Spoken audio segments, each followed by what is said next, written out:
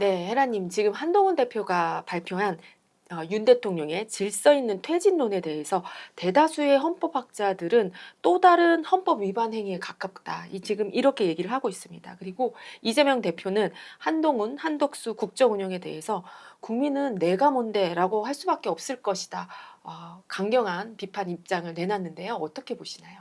질서 있는 퇴진을 내가 찬성한 건 지난번에 탄핵시키는 와중에 완전히 기가 죽잖아, 여당은. 그러니까 야당이 승기를 잡으면서 적당하게 나라를 안정시키는 쪽으로 가지 않고 이번 기회에 우리가 권력을 확실하게 잡아서 오래 해먹자 이랬나 봐. 완전히 보수로 괴멸시키고 그 미움질을 분탕질을 치고 하니까 이번에는 여야가 같이 균형 있게 조금 손을 대면 너무 과도해도 나라가 혼란해지겠지? 그렇다고 처벌을 안 해도 혼란한 거야. 적당하게 하려면 공정해야 되거든. 공정하려면 여당과 야당의 힘이 비슷해야 돼. 근데 탄핵을 확 해버리고 야당 뜻대로 그냥 모든 주도권을 야당이 들고 가면 그게 또 나라가 안정되는데 오래 걸리고 그것 때문에 그 여파로 문재인 정권 때 여당 인사를 너무 다 쳐넣어서 이번에 윤석열 대통령이 또 된 거야. 그리고 윤석열 대통령이 또 이재명 대표랑 저쪽 민주당 인사들에 대해서 탈탈 털고 그들은 막 공격하고 나라가 싸움판이 됐잖아. 그러니까 이번 기회에 딱 안정을 시키자고 한 거지. 그래서 찬성한 거야. 나는 뭐 한동훈 대표를 좋아해서 찬성한 게 아니야. 근데 한동훈 대표가 그걸 할 때 질서 있는 퇴진보다 더 쉬운 카드가 탄핵이야. 그냥 탄핵은 국민이 원하는 거니까 탄핵하면 그러지 않아도 탄핵한다고 했었잖아. 그럼 국민이 좋아하고 역풍도 없어. 근데 질서 있는 퇴진을 들고 나왔을 때 아, 이 사람이 설득할 수 있는 힘이 있다고 느끼는구나. 정치적인 승부수지. 정치인은 국민을 설득하거나 상대 당 의원들을 설득할 힘이 있어. 그 역량을 보여주면 정치인으로서 성공하는 거야. 무언가 자신의 정치적인 역량을 발휘하면서 소통하면서 리더십으로 이 상황을 자기가 좀 수습하려고 하나 보다. 이렇게 생각했어. 그래서 아, 자신이 있나 보다. 나 같은 경우도 일을 해가면서 조직원들을 설득해야 될 때가 오거든. 그러면 이게 내가 설득이 가능한가 안 한가를 보고 설득 못하겠다 그러면 일단 후퇴. 그래서 들어주고 꼭 해야 되는 거는 시기를 봐서 이해시킬 수 있어. 이 사람들이 이제 내 말을 알아듣겠어. 그럼 얘기를 하거든. 그래서 설득을 하는데 아, 설득할 수 있나 보다. 잘 됐지. 설득하면 탄핵보다 더 좋은 게 질서 있는 퇴진이고 야당과도 공조를 하겠구나 이랬어. 왜? 설득을 하려면 상대를 인정해 주는 법을 알아야 돼. 그래서 야당도 설득하고 국민도 설득하고 다 설득해야 돼. 근데 모든 사람이 다 설득이 안 돼도 국민만 설득하면 다 돼. 국민하고 싸울 사람은 없거든. 야당도 그렇고 헌법학자들도 그렇고. 그치? 적어도 국민은 설득하겠구나 했어. 깜짝 놀란 게 뭐냐면 한동훈 대표가 그 검사 시절에 그 태도를 빼야 돼. 안 그러면 우리 국민이 왜 검사는 안 된다 하는지 알겠어. 질서 있는 퇴진을 들고 나올 때 한덕수 총리를 모시고 나와서 우리가 이렇게 하겠습니다. 이거 완전히 독재자의 발상이야. 그런 태도는.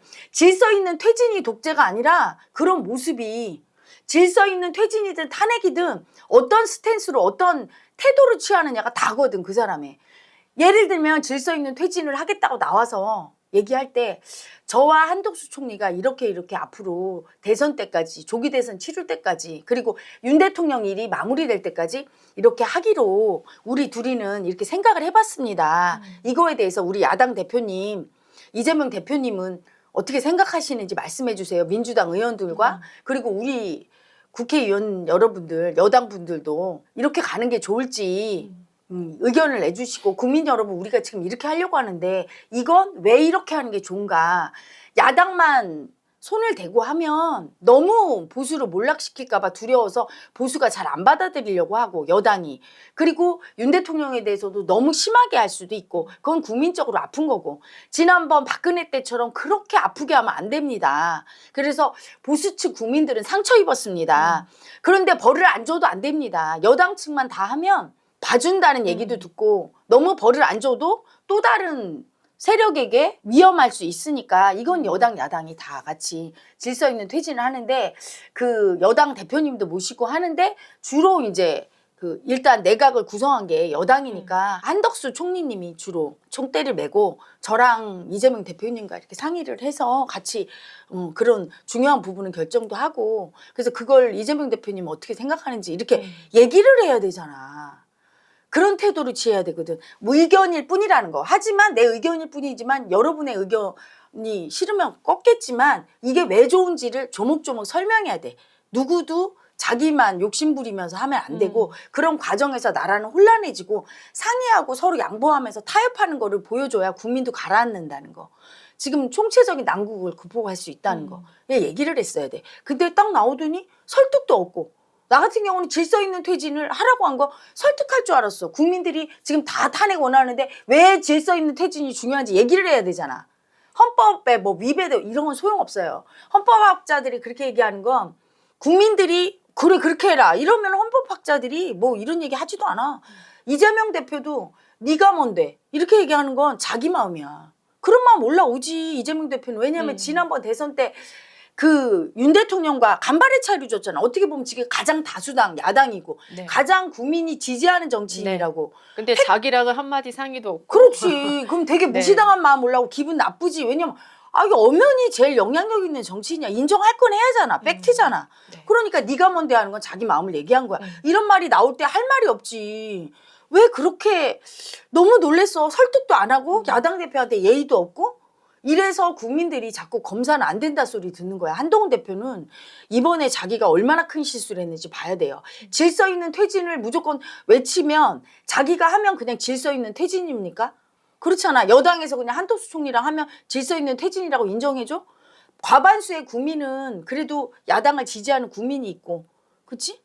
있는데 너무 무시하는 거지. 여당을 지지하는 보수층 국민도 대구에서조차 싫어하잖아. 탄핵하라잖아. 국민이 탄핵하겠다는 마음이면 그 마음을 먼저 설득했어야 돼.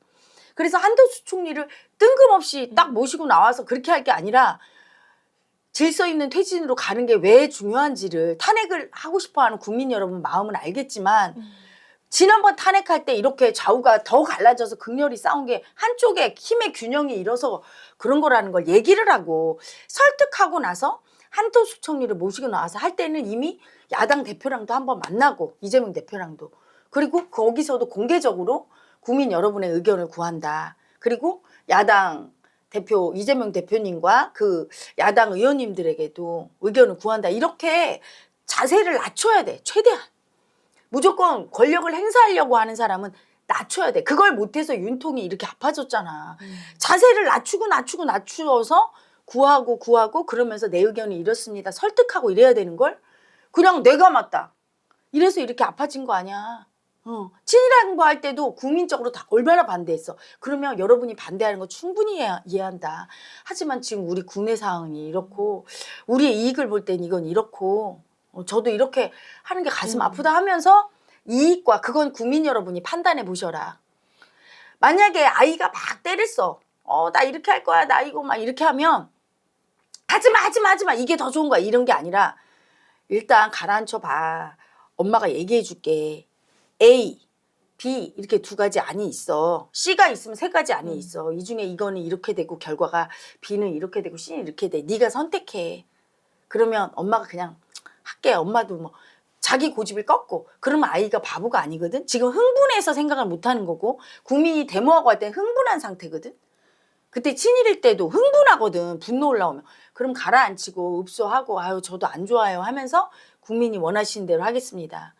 친일을 안 하면 이렇게 되고 좀 친일을 하면 이렇게 되고 하면서 여러 가지 사안을 놓는 거야. 그래서 국민이 좋아하시는 쪽으로 그럼 여론 형성이 되잖아. 여론조사 시키는 거야. 그래서 그 나온 거로 가는 거야. 이렇게 해야 되지. 고집 부리면서 내가 맞지. 친일이 맞지. 어떤 부분을 보면 친일이 맞지만 어떤 부분은 틀리거든. 그런 것들을 다 고려해서 다 얘기를 해주고 국민이 선택하게 하는 게 맞거든. 그러면 자기들이 선택했으니까 국민이 받아들이고 저항이 없어. 일단 역풍이 없어야 돼 무조건. 애기들은 고집 부려도 그 역풍이라는 게 조금 발길질이고 엄마 아빠 좀 치고 이러는 거지. 고집 부려. 그렇지만 국민의 역풍은 국민이 애기 같은 마음이지만 그 역풍은 무서워요. 사회, 경제, 문화 모든 게 흔들리고 대통령도 탄핵시키잖아. 지난번 박근혜 때. 이번에 이 대통령도 사실은 어떻게 보면 국민적인 역풍 때문에 탄핵된 거 맞아. 왜냐? 국민한테 지지가 하도 안 오니까 자기가 고집 안 꺾으려고 하면서 무조건 내 뜻대로 하면서 박수 쳐달라고 하니까 끝까지 안 해주니까 마지막 승부수. 이제는 계엄 선포에서 그냥 집에서 무조건 억지로 나 좋아한다고 해. 그래서 독재자가 되는 거야. 설득해서 사랑받을 자신이 없으니까 총칼 들이대고 좋아한다고 해.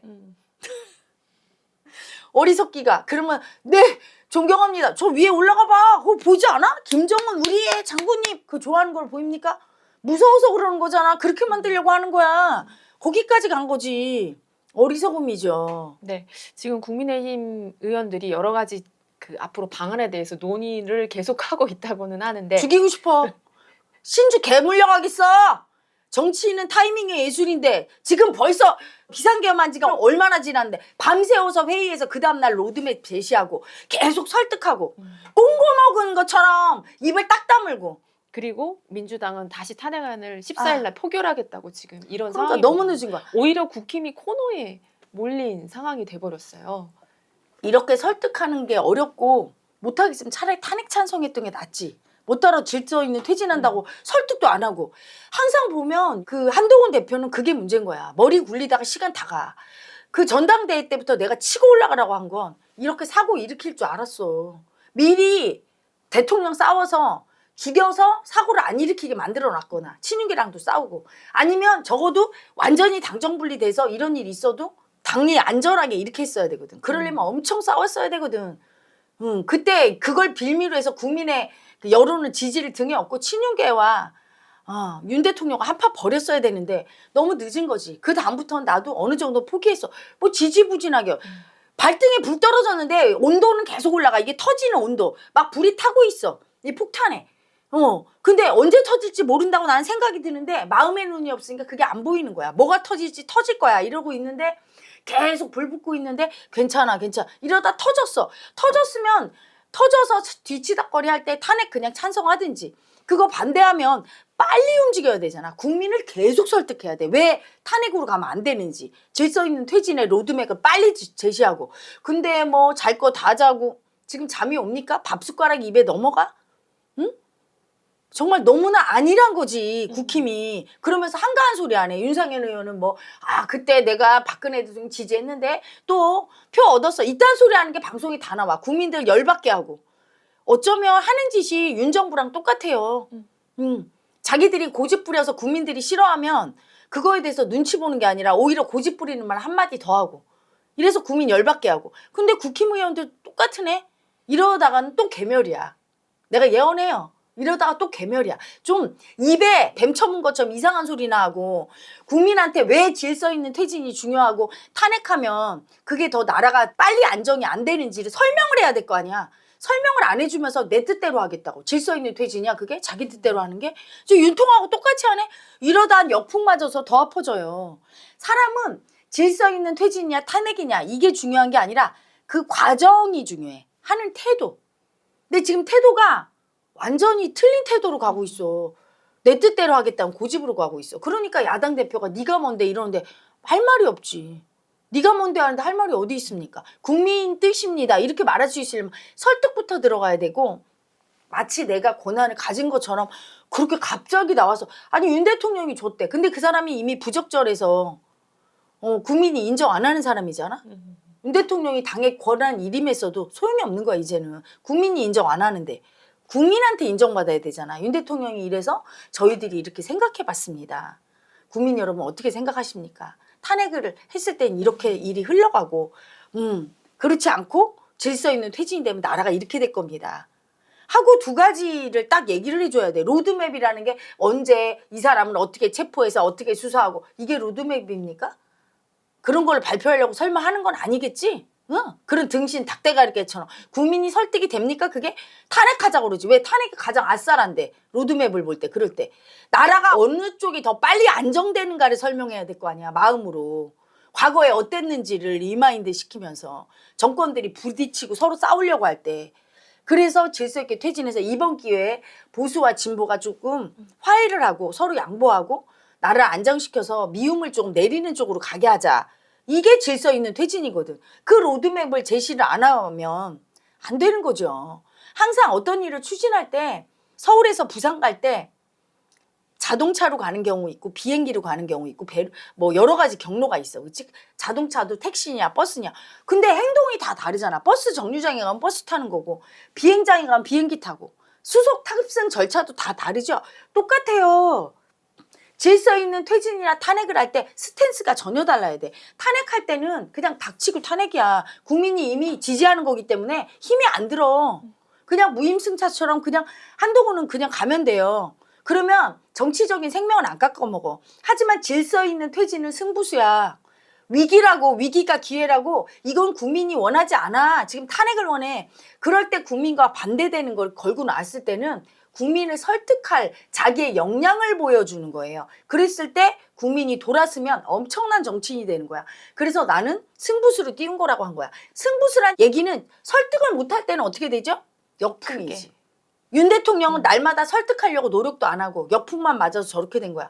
한동훈 대표는 대통령은커녕 지금 이제 당대표고 당에서도 입지가 곤란한데 이 승부수를 통해서 국민의 지지를 받으면 당도 완전 장악이 되니까 자신이 있나 보다 한 거야. 근데 아무 소리를 안 해. 질서 있는 퇴진이라고 그냥 한덕수 총리와 같이 나와서 우리가 한다 이렇게 해놓고 들어가더니. 그래서 위계질서에서 상명하복이나 하는 검사는 정치인이 안 된다고 하는 거예요. 한동훈 대표는 빨리 자기 성정을 그걸 고치기 바랍니다.